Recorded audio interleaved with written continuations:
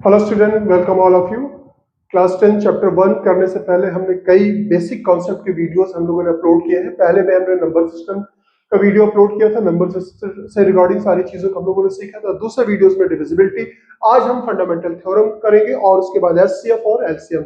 HCF क्या होता है, एलसीएम क्या होता है, इसमें डिवाइजर, फैक्टर, किसी फ्रैक्शन के एचसीएफ एलसीएम हम कैसे निकालते हैं, हर छोटी छोटी चीजों को करने के बाद देन हम लोग फिर एक्सरसाइज पे आएंगे। और जब हम एक्सरसाइज पे आएंगे, आप बिलीव कीजिएगा, अगर आपका बेस स्ट्रांग है, कोई सा भी चैप्टर को आपको क्वेश्चन दिया जाता है, कहीं से फ्रेम करके दिया जाता है या किसी भी तरह क्वेश्चन, आप आसानी के साथ क्वेश्चन को कर लेंगे। तो try to build your concept, concept जरूर बिल्ड कीजिए, डायरेक्ट एक्सरसाइज मत कीजिए, मेरी पर्सनल एडवाइस यही है। अब जैसे थ्योरम, फंडामेंटल थ्योरम क्या है, एवरी कंपोजिट नंबर, देखिए वर्ड मिल गया कंपोजिट। पहले वीडियोस में मैंने कंपोजिट और प्राइम हमने आप लोगों को बताया था। लीस्ट कंपोजिट नंबर हमारा क्या होता है, 4, फिर 6, फिर हमारे पास क्या आ जाएगा 8, 9। कंपोजिट नंबर यानी जिसको हम फैक्टर कर सकते हैं, प्राइम नंबर जिसका हम फैक्टर नहीं कर सकते। 1 होगा और इटसेल्फ तो होगा, लेकिन कोई अदर उसके फैक्टर्स नहीं होंगे। तो every composite number can be the expressed या factorized as the product of prime. यानी कि कोई भी एक नंबर, जैसे हम 6 ले लेते हैं, ये कंपोजिट नंबर है, इसको आप फैक्टर कीजिए, क्या हो जाएगा, इसका 2 into 3 up to prime factor करना है। ये समझ लीजिए प्राइम फैक्टर क्या होता है। जैसे 12 का फैक्टर आप क्या कर सकते हैं, 2 इंटू 6 कर सकते हैं। ये भी एक फैक्टर है, 2 भी है, 6 भी है, लेकिन 6 हमारा क्या है, प्राइम नहीं है। हमें कहां तक फैक्टर करना चाहिए, अप टू प्राइम। तो primes and this factorisation is unique, यानी कि ये जो फैक्टर होगा दैट शुड बी यूनिक। इसके अलावा और 6 के कोई फैक्टर नहीं हो सकते। तो 6 का जो फैक्टर होगा यानी कि 2 इंटू 3, ये क्या हो गया हमारा, यूनिक हो गया। This factorisation is unique apart from the order in which the prime factors occur. क्या मतलब हुआ, अपार्ट फ्रॉम, यानी कि आपने आपने कहा कि 6 का फैक्टर 2 इंटू 3 होता है, ये यूनिक होगा। दूसरा बच्चा कह रहा है सर एक फैक्टर ये भी तो हो सकता है 3 इंटू 2। तो अपार्ट फ्रॉम यानी कि इनकी ऑर्डर को कोई हम इसका जो ऑर्डर 2 इंटू 3 या 3 इंटू 3, ऑर्डर को हम कंसीडर नहीं करना है। दोनों क्या है, हमारे प्राइम फैक्टर है, ये दोनों क्या है, एक है, ये क्या होंगे, यूनिक होंगे। ठीक है, ये दोनों क्या यूनिक है apart from the order in which the prime factors occur. तो आई थिंक ये आपको समझ में आ गया होगा कि किसी भी कंपोजिट नंबर का जो भी फैक्टर हम करते हैं दैट शुड बी यूनिक होगा। बस ये है कि ऑर्डर को कंसीडर आपको नहीं करना है कि 2 इंटू 3, 3 इंटू 2 दोनों क्या है, सेम है। तो इसी तरह से कोई भी नंबर अगर आप लेते हैं, जैसे आप लोगों ने अभी हम एचसीएफ एलसीएम पढ़ेंगे तो उसमें हमें इसकी जरूरत पड़ेगी। 12 का फैक्टर जैसे आप करते हैं तो क्या हो जाता है, पहले आप इसे क्या करते हैं, 2 से डिवाइड करते हैं, 6 हो जाता है, फिर 2 से करते हैं, 3 आ जाता है, फिर 3 से करते हैं, क्या होता है, ये सारे क्या मिल गए हमें, प्राइम नंबर मिल गए। दैट मींस 12 का फैक्टर क्या हो जाएगा, 2 इंटू 2 इंटू 3। हम 12 का फैक्टर फिर से बता रहे हैं, फैक्टर 4 इंटू 3 भी कर सकते हैं, लेकिन ये प्राइम नहीं है। हमें सभी फैक्टर क्या चाहिए, अप टू प्राइम तक के फैक्टर चाहिए, यानी कि 2 भी हमारा प्राइम है, ये भी 2 प्राइम है, ये क्या 3 क्या है, प्राइम है। तो ये जो फैक्टर होगा 12 का, ये क्या होगा, according to fundamental theorem of arithmetic, that should be unique. अगर इसके ऑर्डर को चेंज कर दे तो ऑर्डर को कंसीडर नहीं करना, ये हमारा क्या होगा, यूनिक होगा। तो ये थी फंडामेंटल थ्योरम ऑफ अरिथमेटिक। और फंडामेंटल थ्योरम ऑफ अरिथमेटिक क्योंकि कंपोजिट नंबर को किया गया है, और अगर सारे कोई भी नेचुरल नंबर होते हैं, उनका किसी भी नेचुरल नंबर के अगर आप फैक्टर करते हैं, वो भी क्या होगा, यूनिक होगा। अब इसके बाद हम इसको अच्छी तरह से समझने की कोशिश करेंगे। उसके बाद थ्योरम का थोड़ा सा एनहांस फॉर्म हम और देखेंगे। उसके बाद हम एचसीएफ करेंगे, फिर हम एलसीएफ करेंगे। एनसीईआरटी की बुक बहुत केयरफुली आप लोग पढ़ा करें। एनसीईआरटी की बुक क्लास में क्या दिया गया, the prime factorisation of a natural number. हमारा क्या है, natural number. Natural number start from the 1 2 3 4, 1 से स्टार्ट होता है, 2 3 4 5। Natural numbers are the unique except of the order of its factors. कोई भी नंबर अगर नेचुरल नंबर लेंगे, लाइक आपने 2 लिया, 2 का फैक्टर करेंगे, 3 का फैक्टर, 4 का फैक्टर, 5 का फैक्टर, सबका फैक्टर क्या होगा, वो यूनिक ही होगा। ठीक है, प्राइम फैक्टर याद रखिएगा, यहाँ पे क्या वर्ड यूज किया गया है, प्राइम फैक्टर। फैक्टर तो हम कर सकते हैं, मैंने जैसे 12 का भी एग्जांपल लिया था, 6 इंटू 2, लेकिन वो प्राइम फैक्टर नहीं है। तो इस थ्योरम का हम यूज करेंगे। और क्योंकि अब बोर्ड एग्जाम के लिए आप जा रहे हैं, बोर्ड एग्जाम में सभी चीजों को क्लियरली मेंशन करना पड़ता है। किसी थ्योरम को अगर आप यूज कर रहे हैं तो वहां ब्रैकेट में आपको उसको क्या करना चाहिए, मेंशन करना चाहिए। चलिए अब हम एचसीएफ और एलसीएम समझने की कोशिश करते हैं, बहुत अच्छे से डेप्थ में हम समझने की कोशिश करेंगे। देखिए इन जनरल क्या होता है, बच्चों से पूछा जाता है एचसीएफ क्या है, हाईएस्ट कॉमन फैक्टर। ठीक है, या greatest common divisor, LCM, least common multiple, सिर्फ यह फुल फॉर्म बताते हैं। लेकिन आप उसको आज मैं डेप्थ में ऐसा समझाने की कोशिश करूंगा। एक सिंपल से एग्जांपल लूंगा। पहले 6 का पॉसिबल फैक्टर क्या हो जाएगा, 2 into 3, up to prime factors को फैक्टराइज करना है। देन हमारा 12 का फैक्टर क्या हो जाएगा, 2 इंटू 2 इंटू 3। अब हम इनके एचसीएफ निकालेंगे। एचसीएफ क्या हो जाएगा हमारा, एचसीएफ हाईएस्ट कॉमन फैक्टर। इसे एचसीएफ ही क्यों कहते हैं ये भी मैं आपको समझाऊंगा। 6 एंड 12 क्या हो जाएगा, हाईएस्ट कॉमन फैक्टर, जो कॉमन हो। पहली बात तो कॉमन फैक्टर हम निकालें, क्या होगा, 2 यहाँ 2 यहाँ, 2 कॉमन, एक 2 ले लेंगे। 2 यहाँ पर है लेकिन यहाँ इसके साथ कोई पेयर नहीं बनना, कोई कॉमन नहीं हो रहा तो इसे छोड़ देंगे। 3 यहाँ, ये ले लेंगे 3। तो क्या आ गया इसका एचसीएफ, 6 हो गया। अब हम इसे 6 को हाईएस्ट कॉमन फैक्टर क्यों कह रहे हैं, 6 और 12 का हाईएस्ट कॉमन फैक्टर 6 है, इसे एचसीएफ ही क्यों कहा जाता है। अब देखिए 6 के पॉसिबल फैक्टर्स क्या क्या मिलेंगे आपको, 2 3 6। 12 के पॉसिबल फैक्टर क्या मिलेंगे, 2 3 4 6 एंड 12। यही तो फैक्टर होगा। फैक्टर का मतलब क्या होता है, किसी नंबर के टुकड़े किए गए। जैसे 6 के पॉसिबल फैक्टर्स क्या हो गए, 2 हो गया, 3 हो गया, 6 हो गया, 1 इटसेल्फ भी होता है, 1 भी हो गया, इटसेल्फ भी होगा। 12 के फैक्टर क्या होंगे, 2 होगा, 3 होगा, 4 होगा, 6। इनमें आप कॉमन फैक्टर देखिए, क्या क्या कॉमन फैक्टर है। एक तो 2 फैक्टर है, दूसरा 3 है, उसके बाद क्या है, 6 है। 2 3 6। अब 6 और 12 के जो कॉमन फैक्टर्स है वो क्या क्या है, 2 है, 3 है, 6 है।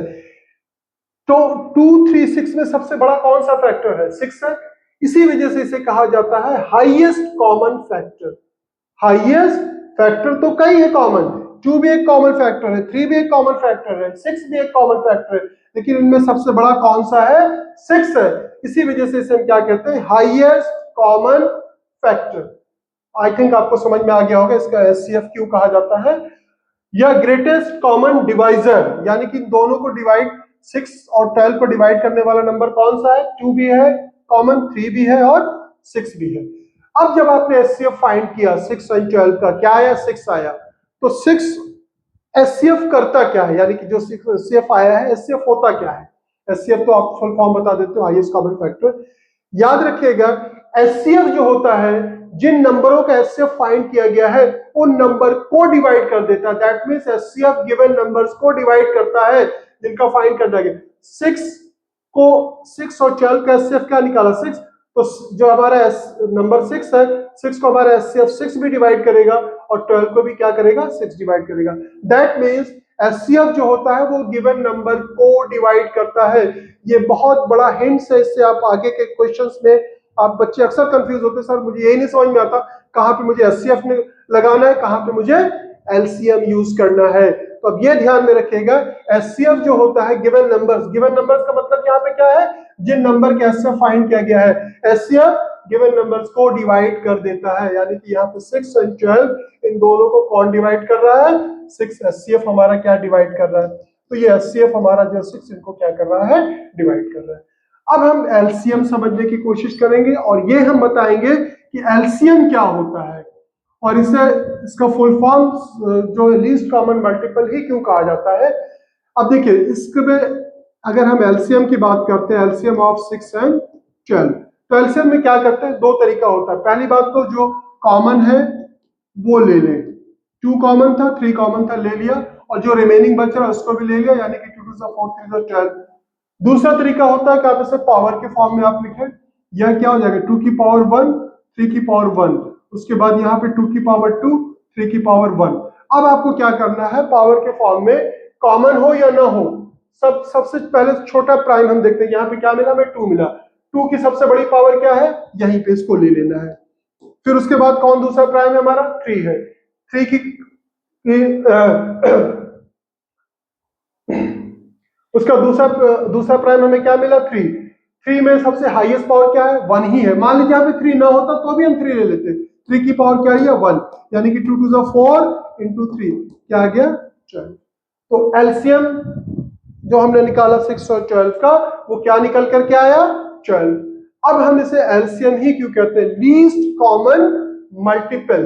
अब देखिए ध्यान से समझने की कोशिश कीजिएगा, मैं इसे मिटा रहा हूं पावर वाले मेथड से भी मैंने बता दिया, उससे भी बता दिया, जो आपको बेटर लगे आप यूज कर सकते हैं।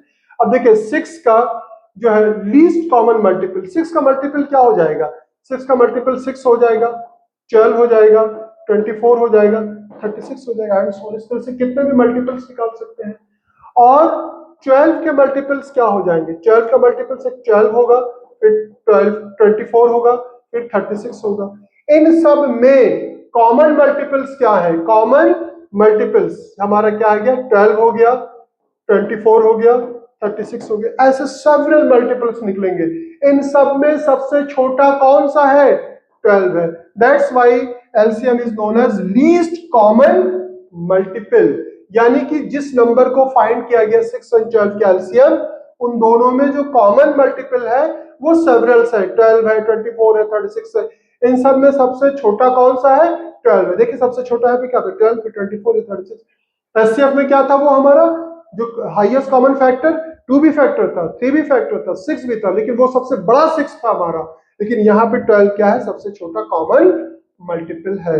तो आई थिंक ये समझ में आ गया होगा आप लोगों को। अब एलसीएम क्या होता है, एलसीएम जो आप निकालते हो वो हमेशा याद रखिएगा गिवन नंबर से डिवाइड हो जाता है, गिवन नंबर से, यानी कि 12 जो है वो डिवाइड होगा किससे, 6 से, और 12 किससे डिवाइड हो जाएगा, 12 से। याद रखिएगा, फिर से मैं रिकॉल कर रहा हूं, कॉन्सेप्ट पे ज्यादा फोकस करें आप। एलसीएम जिन नंबरों का एलसीएम फाइंड किया गया उससे डिवाइड हो जाता है, एचसीएफ उन नंबरों को डिवाइड कर देता है। आई थिंक अब आपको ये समझ में आ गया होगा लीस्ट कॉमन मल्टीपल क्यों इसे कहा जाता है, उसे हाईएस्ट कॉमन फैक्टर क्यों कहा जाता है। तो ये दो चीजें आप लोगों को समझ में आ गई होगी, और एचसीएफ और एलसीएम। और अब हम ये बता दें कि जैसे 6 है, 6 को अगर हम फैक्टर करें तो क्या कर सकते हैं, 2 इंटू 3, यानी कि 2 जो है वो फैक्टर है किसका, 6 का।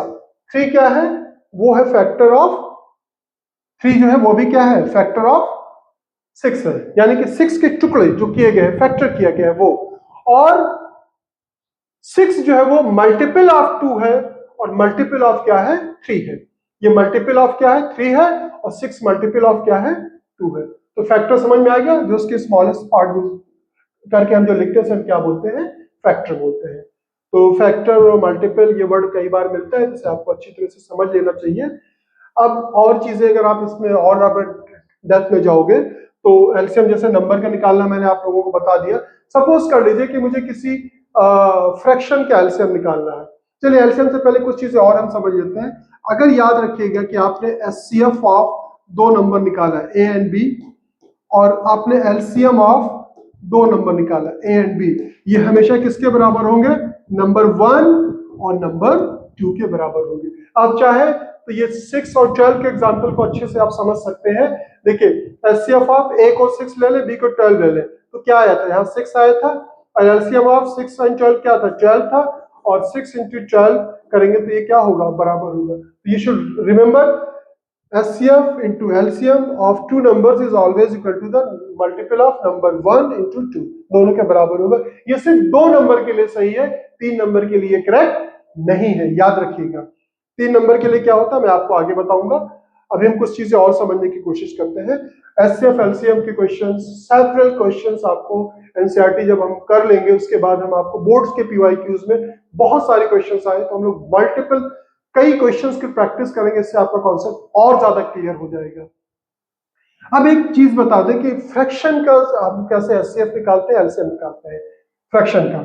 जैसे मान लीजिए कि एक सिंपल सा एग्जांपल लेंगे, हमारे पास दिया गया 5/2, उसके बाद हमें दिया गया है मान लीजिए कि आपको दिया गया है 20/3, बस छोटा सा मैं लूंगा।